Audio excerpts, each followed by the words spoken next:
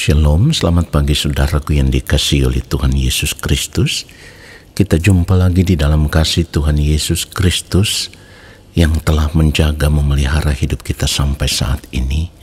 Doa dan kerinduan hati saya, biarlah berkat Tuhan, kasih, sukacita dan damai sejahtera Allah terus memenuhi kehidupan Bapak Ibu Saudara dimanapun Bapak Ibu Saudara berada.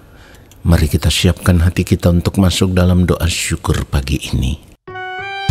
Seperti firman Tuhan katakan, jika engkau makan atau jika engkau minum atau jika engkau melakukan sesuatu yang lain, lakukanlah semuanya itu untuk kemuliaan Allah. Kesempatan hidup yang Tuhan berikan, ku mau pakai memuliakan Tuhan, melayani, mengasihi sesama seperti Bapa mengasihiku. Kesempatan hidup yang Tuhan berikan, Katakan, ku mau pakai memuliakan Tuhan, melayani, mengasihi sesama seperti Bapa mengasihiku. Di sisa umur hidupku, selama ku masih kuat, apapun yang ku perbuat, ku mau menyenangkanmu, ku mau menyenangkanmu. Menjadi roti terpecah, menjadi anggur tercurah, menjadi berkat bagi sesama.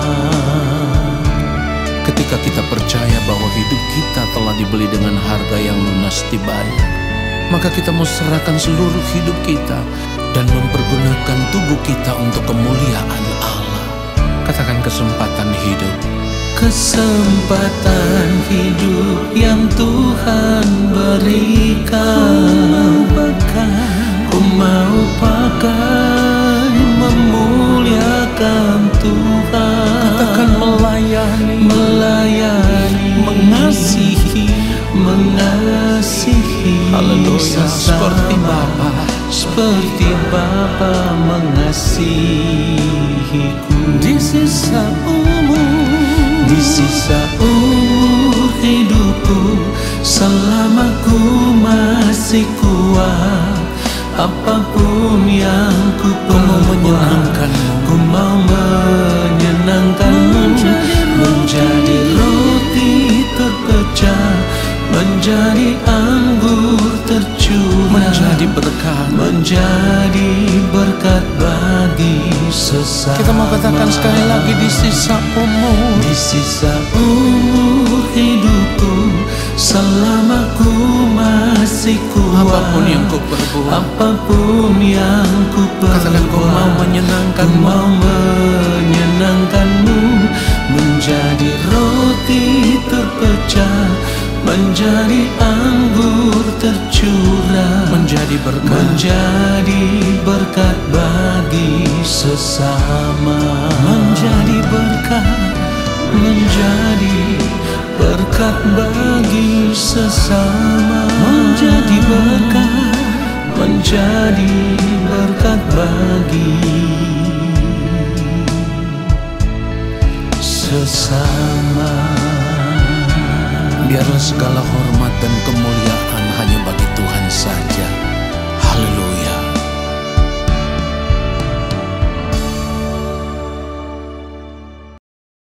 Mari kita berdoa. Yang Maha Kudus, Allah Bapa yang ada di dalam kerajaan sorga, kembali kami semua anak-anak-Mu ada di hadapan Bapa. Kami mau duduk diam di dalam hadirat-Mu ya Tuhan, dan kami mau menanti-nantikan Bapa berbicara bagi kami. Dalam segala keberadaan hidup kami, apa yang kami lakukan salah di hadapan Bapa, Tuhan kami mohon pengampunan-Mu. atas ketidaktepatan hidup kami, ketidakpatutan hidup kami. Ampunilah kami, layakkanlah kami di hadapan-Mu, supaya ketika kami duduk diam mendengarkan kebenaran firman-Mu ya Tuhan, kami ada dalam keadaan berkenan di hadapan-Mu ya Allah, karena pengampunan-Mu. Bapa, hamba-Mu ini hanyalah alat yang tidak dapat berbuat apa-apa jika Bapa tidak menaruh setiap perkataan dalam mulut hamba. Urapilah hamba-Mu ya Allah Roh Kudus. Taruhlah setiap perkataan itu dalam mulut hamba. Penuhilah hamba dengan hikmat surgawi, supaya apa yang hamba sampaikan itulah kebenaran yang Bapa kehendaki, kebenaran yang berasal dari hati Bapa di sorga, dari pikiran dan perasaan Bapa. Di dalam nama Tuhan Yesus Kristus, kami siapkan hati kami untuk menyambut kebenaran firman Tuhan saat ini. Amin. Bapak Ibu Saudara yang dikasihi oleh Tuhan Yesus Kristus, satu kisah yang sangat menarik yang bisa kita lihat di dalam Alkitab, yang ditulis di dalam Lukas 16, kalau kita mulai membacanya dari ayat 19 sampai ayatnya yang ke-31, akan memberikan peringatan bagi kita, supaya kita mau memperkarakan masa depan kehidupan kita di kekekalan sejak kita masih ada di dunia ini, sebelum terlambat, saudaraku. Ya, ini adalah kisah tentang seorang kaya yang selalu berpakaian jubah ungu dan kain halus, dan setiap hari hidupnya bersukaria dalam kemewahan. Dan seorang pengemis yang bernama Lazarus, yang badannya itu penuh dengan borok, di mana Alkitab menggambarkan bahwa Lazarus berbaring dekat pintu rumah orang kaya itu. Karena Lazarus ingin menghilangkan rasa laparnya itu dengan apa yang jatuh dari meja orang kaya itu. Firman Tuhan katakan malahan anjing-anjing datang dan menjilat boroknya, saudaraku. Dari kisah ini kita bisa melihat ada dua sisi kehidupan yang begitu jauh berbeda. Yang satu hidup dalam kemewahan, kelimpahan, hidup dalam kekayaan ya. Lalu yang satu hidup di dalam penderitaan yang sangat luar biasa. Di mana di dalam penderitaannya itu ia hanya berharap bisa mendapatkan belas kasihan dari orang yang kaya raya ini, supaya ia bisa menghilangkan rasa laparnya itu, saudaraku. Tetapi pada akhirnya ia tidak mendapatkan itu. Lalu kalau kita membaca Lukas 16 ini ayat 22, kemudian matilah orang miskin itu, lalu dibawa oleh malaikat-malaikat ke pangkuan Abraham. Perhatikan ini, saudaraku, ayat 23. Orang kaya itu juga mati lalu dikubur. Dan sementara ia menderita sengsara di alam maut, ia memandang ke atas, dan dari jauh ia melihat Abraham dan Lazarus duduk di pangkuannya. Saudara, ini satu gambaran yang sangat ironis sekali, karena Lazarus yang selama hidup di dunia, karena kemiskinannya ia hanya bisa mengemis dan memohon belas kasihan dari orang yang kaya. Tetapi belas kasihan itu tidak pernah ia dapatkan. Namun ketika berada di balik kematian, Lazarus menerima bagian yang terindah, di mana ia diperkenankan ada di dalam kerajaan Allah Bapa di sorga bersama-sama dengan Bapa Abraham, saudaraku. Hal ini tentu berbanding terbalik dengan keadaan orang yang kaya yang selama hidup di dunia ini selalu berpakaian jubah ungu dan kain halus, tetapi tidak pernah memiliki belas kasihan terhadap orang lain yang ada di sekitarnya. Dan ketika berada di balik kematian, seperti yang firman Tuhan katakan, ia menderita sengsara di alam maut. Saudaraku, fragmen kehidupan ini seharusnya menjadi peringatan penting bagi kita semua, pribadi lepas pribadi, supaya kita bisa memeriksa seluruh keberadaan hidup kita. Artinya sekalipun kehidupan kita mungkin biasa-biasa saja, kita tidak sekaya orang kaya yang digambarkan oleh Alkitab ini. Tetapi yang harus kita sadari adalah, apakah di dalam sepanjang hari-hari hidup kita, kita masih memiliki belas kasihan untuk melihat dan menolong orang-orang yang ada di sekitar kita, yang membutuhkan uluran tangan kita atau membutuhkan pertolongan dari kita, saudaraku. Dan kita harus menyadari kalau kita bisa menolong orang lain bukan karena kita yang mampu, bukan karena kita yang hebat, tetapi kalau kita bisa menolong orang lain, hal itu kita lakukan dengan satu landasan, karena kita mau mengasihi Allah Bapa di sorga dengan segenap hati, dengan segenap jiwa, dengan segenap akal budi kita, bahkan dengan segenap kekuatan kita.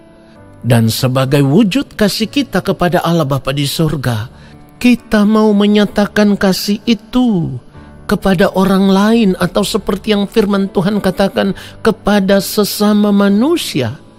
Kasih itu dinyatakan dengan penuh belas kasihan, karena sesungguhnya Allah Bapa di sorga sudah terlebih dahulu mengasihi kita, sudah memberikan kasih karunia kepada kita di dalam Kristus, sehingga di dalam Kristus kita boleh menerima janji keselamatan, supaya ketika nanti kita berada di balik kematian, kita bisa diterima di dalam kerajaan Allah Bapa di sorga.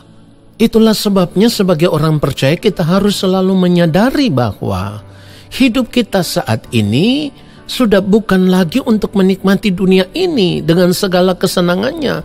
Tetapi ketika kita mengerti bahwa kita sudah diberikan kasih karunia oleh Allah Bapa di sorga, yang akan membawa kita untuk masuk ke dalam hidup yang kekal, hidup bersama-sama dengan Kristus di dalam kerajaan Allah Bapa di sorga, maka selama kita masih ada di dunia ini, seharusnya kita bergumul, kita berdoa, kita bertanya kepada Allah Bapa di sorga, apa yang Bapa kehendaki yang harus kita perbuat selama kita masih hidup di dunia ini, supaya ketika kita masih hidup di dunia ini, kita hanya hidup untuk melakukan kehendak Allah Bapa di sorga.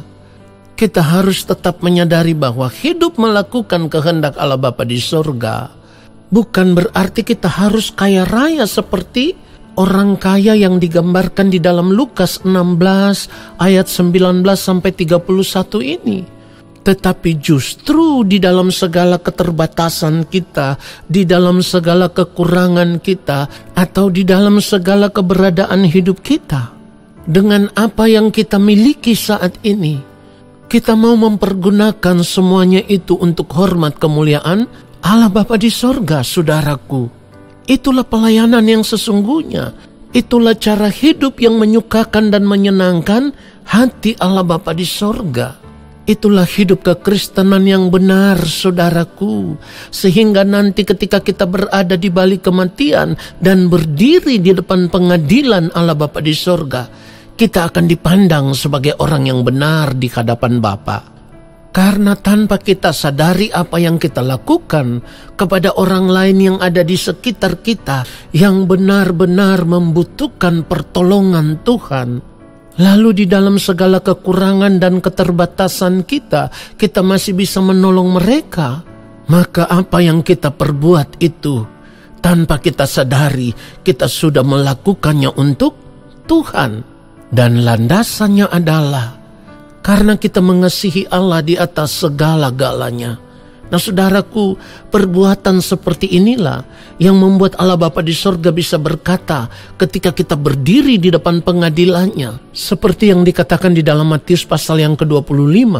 Kalau kita membaca ayatnya yang ke-40, dan raja itu akan menjawab mereka, aku berkata kepadamu, sesungguhnya segala sesuatu yang kamu lakukan untuk salah seorang dari saudaraku yang paling hina ini, kamu telah melakukannya untuk aku. Saudara yang dikasihi oleh Tuhan Yesus Kristus, inilah yang tidak dibuat oleh orang kaya yang selalu berpakaian jubah ungu dan kain halus itu. Sebab ia hanya menikmati hidupnya sendiri. Setiap hari ia hidup bersukaria di dalam kemewahan hidupnya, saudaraku. Sampai-sampai ia tidak pernah lagi menyadari bahwa nanti di balik kematian masih ada pertanggungan jawab di hadapan Tuhan. Saudara yang dikasihi oleh Tuhan Yesus Kristus, pada akhirnya orang kaya tersebut harus mati dan terbuang ke alam maut, terbuang ke dalam penderitaan. Karena apa? Karena saat berada di pengadilan Kristus nanti, Allah akan berterus terang bahwa Allah tidak pernah mengenal orang-orang seperti ini. Dan mereka akan dipandang sebagai pembuat kejahatan, saudaraku. Matius pasal yang ke-7 ayat 23, firman Tuhan katakan, pada waktu itulah aku akan berterus terang kepada mereka dan berkata, aku tidak pernah mengenal kamu, enyahlah daripadaku kamu sekalian pembuat kejahatan. Hal ini berbanding terbalik dengan apa yang dikatakan oleh raja itu kepada orang yang selama hidup di dunia ini melayani dia. Seperti yang ditulis di dalam Matius 25, kalau kita membaca mulai ayat 34. Dan raja itu akan berkata kepada mereka yang di sebelah kanannya, mari, hai kamu yang diberkati oleh Bapa-Ku, terimalah kerajaan yang telah disediakan bagimu sejak dunia dijadikan. Ayat 35, sebab ketika aku lapar, kamu memberi aku makan. Ketika aku haus, kamu memberi aku minum. Ketika aku seorang asing, kamu memberi aku tumpangan. Ayat 36, ketika aku telanjang, kamu memberi aku pakaian. Ketika aku sakit, kamu melawat aku. Ketika aku di dalam penjara, kamu mengunjungi aku. Ayat 37, maka orang-orang benar itu menjawab dia, katanya, Tuhan, bila manakah kami melihat engkau lapar dan kami memberi engkau makan, atau haus dan kami memberi engkau minum? Ayat 38, bila manakah kami melihat engkau sebagai orang asing dan kami memberi engkau tumpangan, atau telanjang dan kami memberi engkau pakaian? Ayat 39, bila manakah kami melihat engkau sakit atau dalam penjara dan kami mengunjungi engkau? Ayat 40, perhatikan baik saudaraku. Dan raja itu menjawab mereka, aku berkata kepadamu, sesungguhnya segala sesuatu yang kamu lakukan untuk salah seorang dari saudaraku yang paling hina ini, kamu telah melakukannya untuk aku. Bapak Ibu Saudara yang dikasihi oleh Tuhan Yesus Kristus, pelajaran berharga dari kebenaran firman Tuhan ini adalah kita harus sadar sebelum terlambat bahwa selama kita masih hidup di dunia ini, di dalam segala kekurangan, di dalam segala keterbatasan, di dalam segala keberadaan hidup kita, kita hanya mau hidup untuk Tuhan, melayani Tuhan, hidup menyukakan dan menyenangkan hati Allah Bapa di sorga, supaya nanti ketika kita berada di balik kematian, kita dipandang sebagai orang-orang yang benar di hadapan Allah Bapa di sorga. Orang yang hari ini mau hidup bagi Tuhan, maka seperti yang firman Tuhan katakan, bagiku hidup adalah Kristus dan mati adalah keuntungan. Kiranya kebenaran firman Tuhan ini menyadarkan kita semua dan memberkati kita semua. Amin. Saudara, mari kita arahkan hati kita tertuju kepada Bapa di sorga. Angkat tangan kita di hadapan Bapa, dan kiranya Bapa berkenan menurunkan tangannya dan memberkati kita semua. Segala berkat kasih karunia daripada Allah Bapa di sorga, rahmat cinta kasih yang berlimpah-limpah dari Gembala Agung yang mulia Tuhan Yesus Kristus, di dalam persekutuan yang manis dengan Roh Allah yang kudus, kiranya turun atas kehidupan kita semua, menyertai langkah hidup kita semua, dan memberkati kehidupan kita semua, sekarang dan sampai selama-lamanya. Amin.